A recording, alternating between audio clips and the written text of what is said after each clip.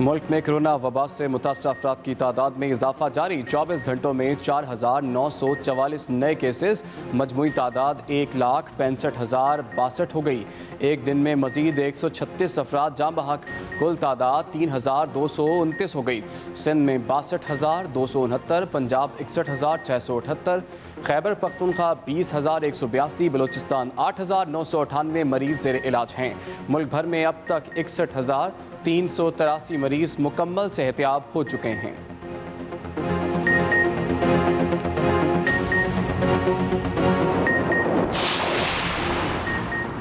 कराची में corona virus का फैलाव रोकने के लिए स्मार्ट लॉकडाउन का पहला रोज पुलिस और जिले इंतजामिया ने मखसूस इलाकों को बंद करवा दिया। पुलिस नफरी तैनात, मकीनों को घरों में रहने की हिदायत। हैदराबाद के तालुका लतीफ़ाबाद, तालुका सिटी, तालुका कासमाबाद के हॉट स्पॉट इलाके सील कर दिए गए। पुलिस और रेंजर्स एहलकार तैनात। डिप्लाई कॉलोनी, सेफिया रेजिडेंसी और एतराफ़ के इलाके, लंदन टाउन, सहरिश नगर, रेवेन्यू कॉलोनी समेत कई और इलाके भी सील। कार्रवाई के बाद लोगों को आमदोरफ्त में मुश्किलात, घरों से निकलने वाले मकीनों को वापस घर जाने की हिदायत की जा रही है।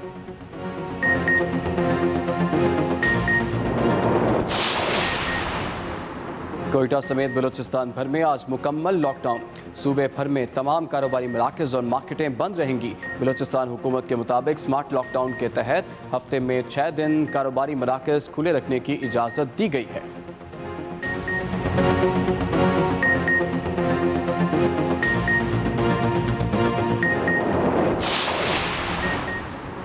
चीनी इंक्वायरी रिपोर्ट के खिलाफ हुक्म इम्तना का मामला। केस की समाअत के दौरान chief justice Islamabad high court justice Athar Minallah ने कहा कि चीनी रिपोर्ट कोई फैसला नहीं बल्कि फैक्ट फाइंडिंग रिपोर्ट है। जिन इदारों ने बाद में एक्शन लेना था, इन्हें पहले कमीशन में डाल दिया गया। ये रिपोर्ट सिर्फ वफाकी हुकूमत के लिए है, इदारों पर बॉन्डिंग नहीं। जो इदारे अब तफ्तीश करेंगे वो इस रिपोर्ट से मुतासिर हुए बगैर आज़ादाना तहकीक करेंगे।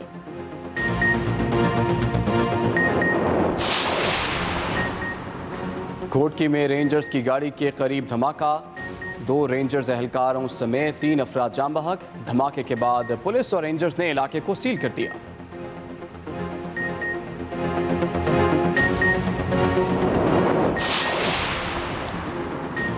खैबर पख्तूनख्वा का 923 अरब रुपए का बजट आज पेश किया जाएगा। बजट इजलास से पहले वजीर आला महमूद खान की सदारत में सूबाई काबीना का इजलास। बजट तजावीज़ की मंजूरी दी जाएगी। सूबाई वजीर खजाना तैमूर सलीम झगड़ा तीसरा बजट पेश करेंगे। सरकारी मुलाजमीन की तनख्वाहों में इजाफे का कोई इम्कान नहीं, कोई नया टैक्स भी नहीं लगेगा।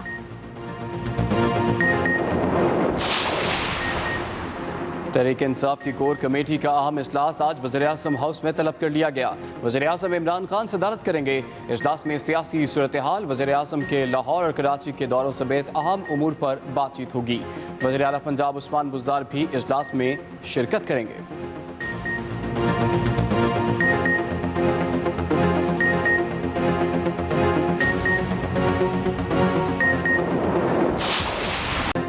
वज़ीर आज़म का पेट्रोल बहरान पैदा करने वाली ऑयल कंपनियों और अफसरों के खिलाफ कार्रवाई का हुक्म।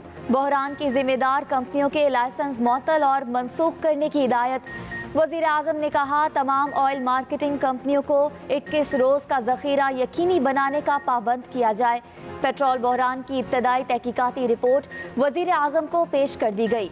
ओगरा ने जिम्मेदारी पेट्रोलियम डिवीजन पर आयद कर दी। रिपोर्ट के मुताबिक 9 ऑयल मार्केटिंग कंपनियों ने पेट्रोल जखीरा किया। डीजी ऑयल और पेट्रोलियम डिवीजन के ऑफिसर अपनी जिम्मेदारी पूरी करने में नाकाम रहे।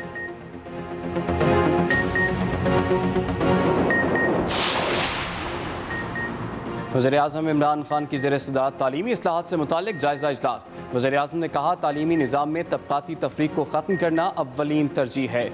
यकसा निसाब तालीम को मुरतब करने और निफाज की कोशिशें मज़ीद तेज़ की जाएँ। सूबों में कायम वफाकी यूनिवर्सिटीज़ के ज़ैली कैंपसेस पर मुफस्सल लाहे-अमल मुरतब किया जाए। नौजवानों को मुस्तक़बिल के चैलेंजेस से निपटने के लिए तैयार करना वक्त की अहम ज़रूरत है। कोरोना सूरत हाल की वजह से तालीम के शोबे को गैर मामूली चैलेंजेस दरपेश हैं। चैलेंजेस से निपटने के लिए गैर रिवायती हल तजवीज़ किया जाए।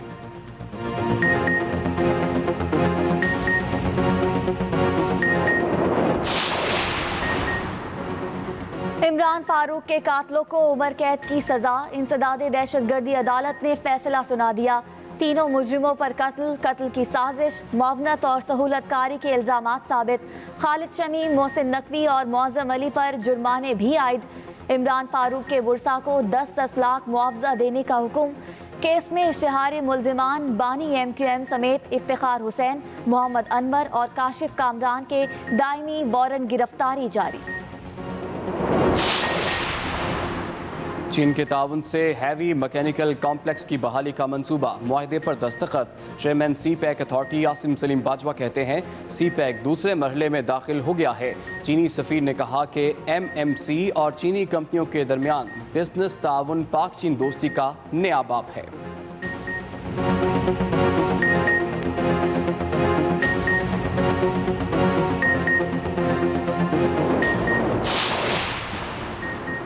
कौमी इदारा बराए अमराज कल्ब कराची में CTD एहलकार की डॉक्टर पर फायरिंग। थाना सदर में जख्मी डॉक्टर की मुद्दत में मुकदमा दर्ज।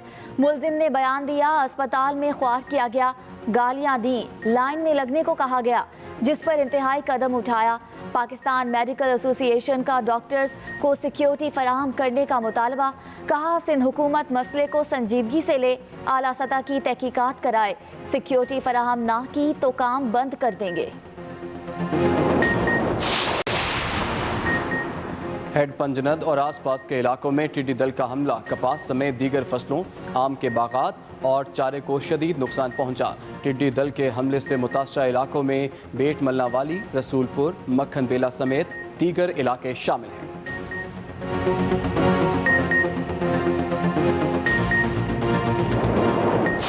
और अभी आपको लिए चलेंगे सेनेट, जहां पर वज़ीर ख़ारजा शाह महमूद कुरैशी इजहार ख्याल कर रहे हैं। फोरगॉन कंक्लूजन है और हिंदुस्तान इलेक्शन जीतेगा। सीक्रेट बैलेट होता है और आप सब समझते हैं कि सीक्रेट बैलेट में आप इजहार नहीं करते कि मैंने वोट किसको दिया, आप खामोश रहते हैं।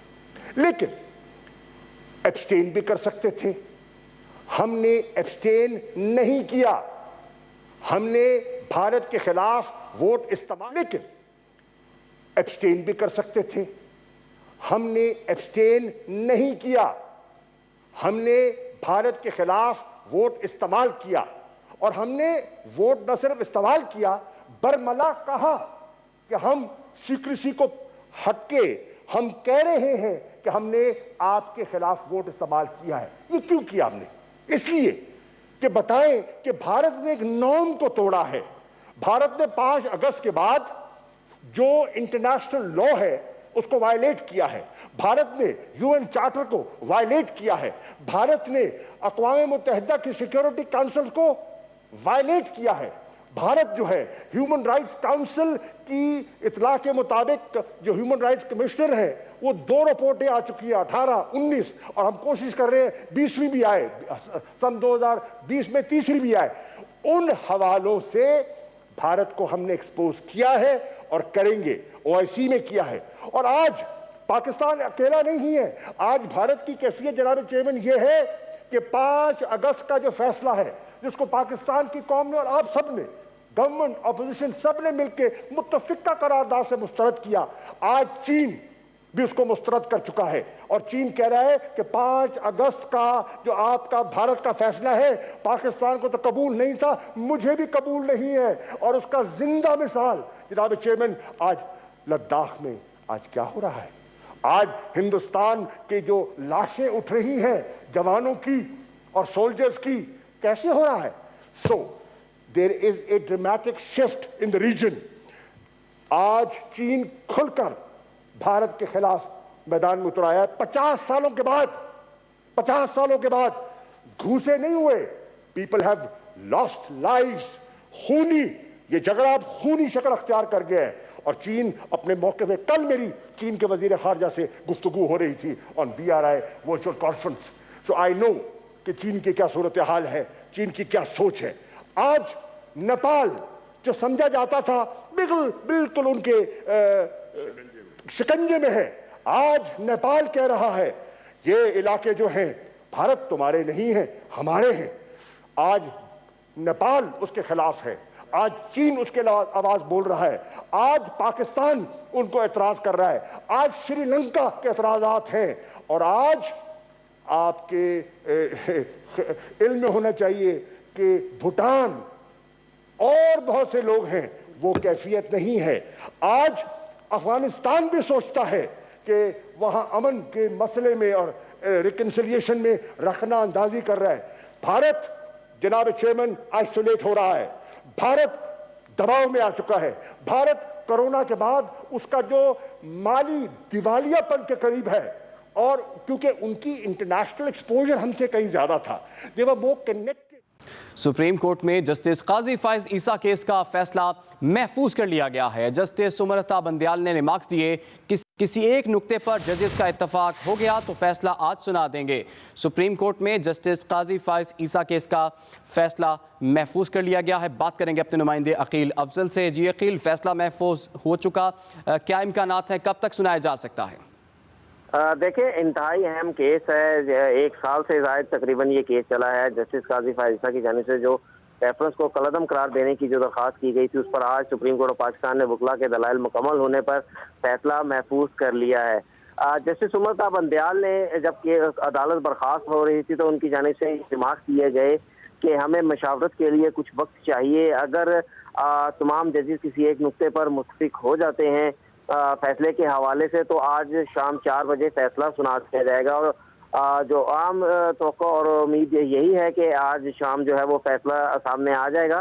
ताहम अदालत केस की जो आज की समाअत थी, इसमें सबसे पहले तो फ़रोग नसीम की जानिब से जो जस्टिस काजी फाइज ईसा की अहलिया के जो डिक्लेरेशन थे, ऐसे डिक्लेरेशन के 2018 के जो फॉर्म थे, वो सील्ड इन्वेलप में अदालत को फराहम किए गए। और जिसके बाद जस्टिस काजी फाइज ईसा के वकील मुनीर मलिक ने अपना रिबटल, अपने जवाबी दलाइल हुकूमत के दलाइल के जवाब में दिए, और उनकी जानिब से जो मौक़िफ़ अपनाया गया उसमें ये कहा गया कि हुकूमत की जानिब से ये मौक़िफ़ अपनाया गया है कि शो का नोटिस जारी होने के बाद जो प्रोसीडिंग्स हैं वो अदालत में चैलेंज नहीं की जा सकती। लेकिन उनका कहना यह था कि मैं हुकूमती वकील से ये कहता हूँ कि हुकूमती वकील ने इस मामले, इस रेफरेंस के मामले में गलत रास्ता चुना है।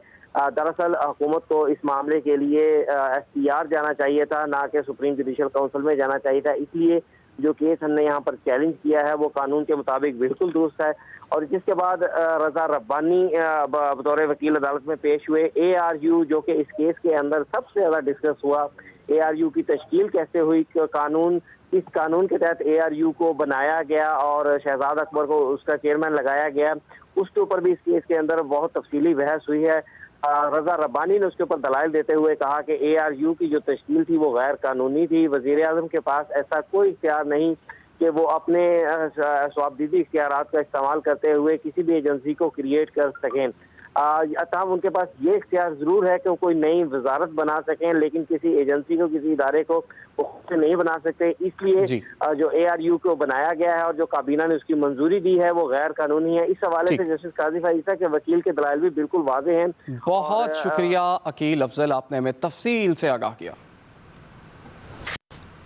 चीनी इंक्वायरी रिपोर्ट के खिलाफ हुक्म इम्तना का मामला। केस के समाअत के दौरान chief justice Islamabad high court ने कहा चीनी रिपोर्ट कोई फैसला नहीं बल्कि फैक्ट फाइंडिंग रिपोर्ट है। इसी हवाले से मजीद तफसीलात जान लेते हैं अपने नुमाइंदे साकिब बशीर से। जी साकिब बशीर, क्या तफसीलात हैं, अपडेट कीजिए। और 17 मिल मालकान की जानिब से जो चीनी इंक्वायरी रिपोर्ट चैलेंज की गई थी उसकी समाअत अभी भी जारी है। मखदूम अली खान शुगर मिल्स के वकील दलाइल जारी रखे हुए हैं। अटॉर्नी जनरल ऑफ पाकिस्तान कमरा अदालत में मौजूद हैं।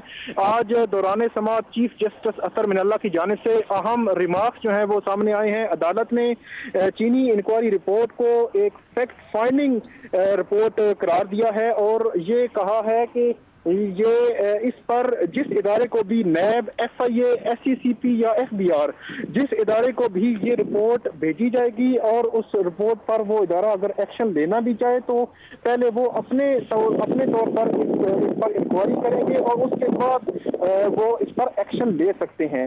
ये ऑब्जर्वेशन चीफ जस्टिस की जानिब से सामने आई है। इसके अलावा जो मखदूम अली खान है उन्होंने इंक्वायरी कमीशन में शामिल जितने भी इदारों के अफसरान थे उन पर एतमाद का इजहार किया है और उनका ये कहना था कि जिन इदारों के पास कार्रवाई के लिए इस रिपोर्ट में जाना था, उन इदारों के अफसरान पहले ही इस कमीशन में शामिल कर दिए गए। अब वो जब रिपोर्ट उन इदारों के पास जाएगी तो वो कैसे इस पर फैसला कर सकते हैं और कैसे कार्रवाई का हुक्म दे सकते हैं। चीफ जस्टिस अतर मिनल्ला ने उस पर ऑब्जर्वेशन दी कि जिनसे क्या आपका कहना ये है कि इस वक्त अदालत तमाम इदारों पर अदम एतमाद का इजहार कर दे। इस पर मखदूम अली खान ने कहा कि अदम एतमाद का इजहार हम नहीं कर रहे, लेकिन जो बादइती और तासुब हमारे केस में और हमारे जो मौक्किल हैं उनके खिलाफ जाहिर हुआ है इस रिपोर्ट में, उसको हम उसको अदालत के सामने रख रहे हैं। जो सलमान अकरम राजा हैं वो भी शुगर मिल्स एसोसिएशन के वकील, वो भी अदालत के सामने पेश हुए और उन्होंने जो मुआवने खुसूसी हैं वज़ीर-ए-आज़म, इसके अलावा वज़रा की जानिब से मीडिया ट्रायल हुआ है। बहुत शुक्रिया।